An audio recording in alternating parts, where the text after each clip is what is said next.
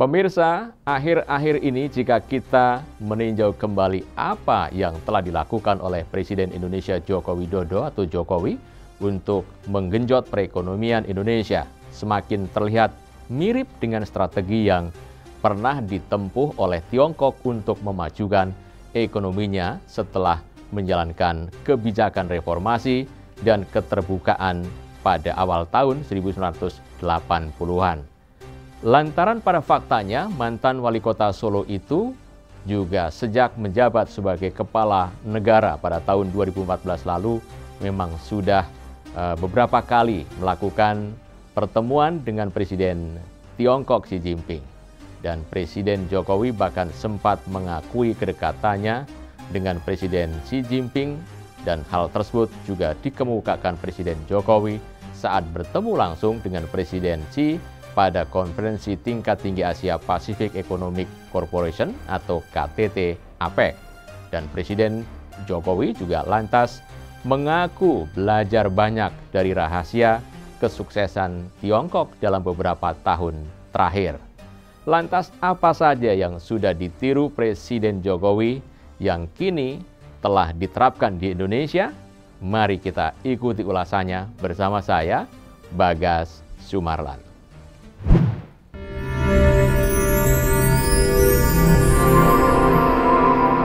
Jurnal Barata. Pemirsa, terkait dengan hal ini bisa kita asumsikan bahwa sepertinya Presiden Jokowi ingin mengamalkan apa yang dikatakan Nabi Muhammad SAW yang mesti tidak merinci bidang apa yang perlu dipelajari.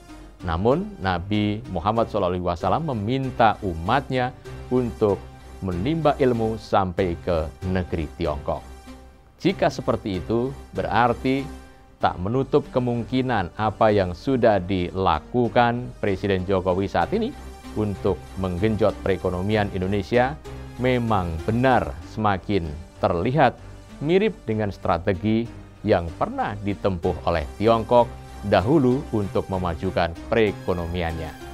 Buktinya, Presiden Jokowi telah mencoba mempraktekkan apa yang dulu pernah disarankan Presiden Xi kepadanya. Presiden Jokowi pernah bercerita ketika makan malam bersama Presiden Xi di Beijing, ia meminta saran kepadanya agar Indonesia juga bisa seperti Tiongkok yang maju dalam sekejap sehabis menjalankan kebijakan reformasi dan keterbukaan. Presiden Xi lantas memberinya 3 masukan yang akhirnya juga mulai diterapkan Presiden Jokowi. Yang pertama adalah Presiden Xi menyarankan bahwa partai harus dipersatukan terlebih dahulu. Tentu yang seperti kita tahu bahwa pekerjaan ini sangat berat diterapkan di Indonesia. Bagi Tiongkok mungkin mempersatukan partai jelas adalah hal yang sangat mudah yang dilakukan.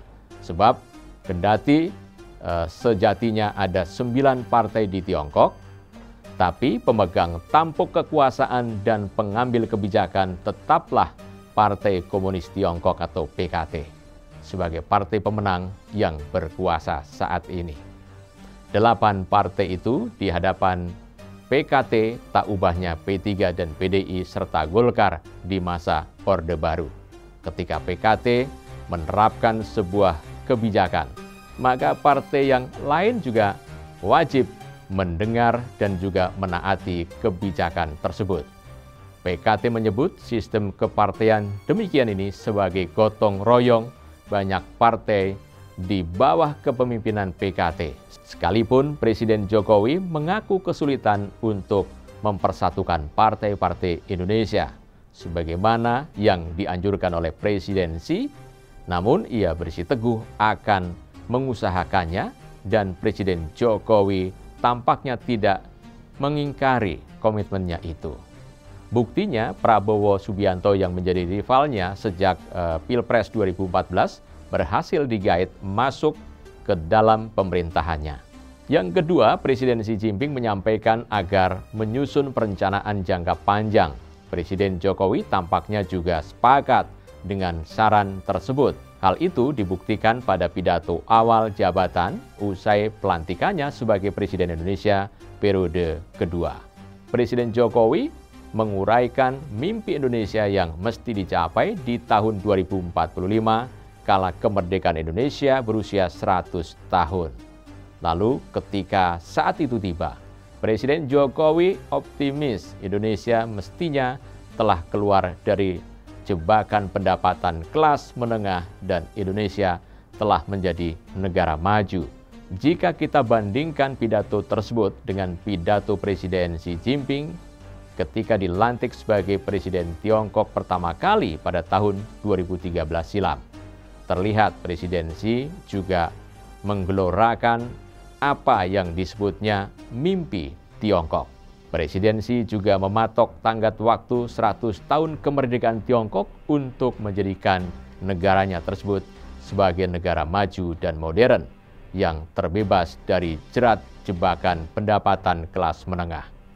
Apa solusi Presiden Xi agar negaranya bisa keluar dari jebakan pendapatan kelas menengah dan tercapai impiannya?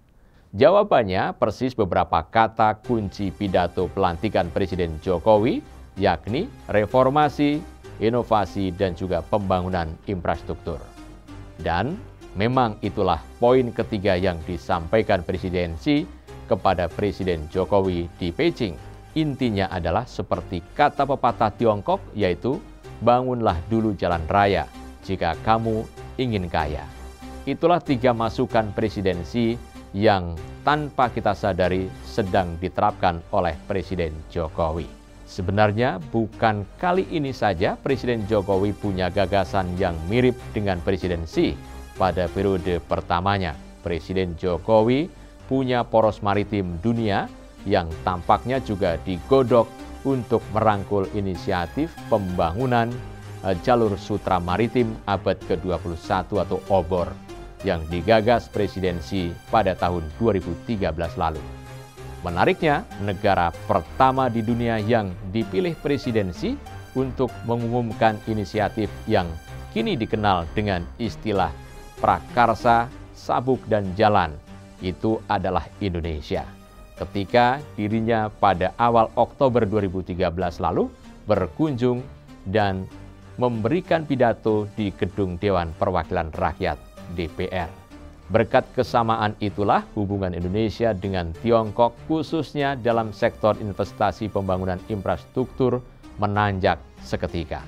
Tiongkok yang biasanya tidak berada di deretan terdepan investor asing yang menanamkan modalnya di Indonesia, akhirnya bertengger di barisan kedua investor terbesar semenjak Presiden Jokowi berkuasa.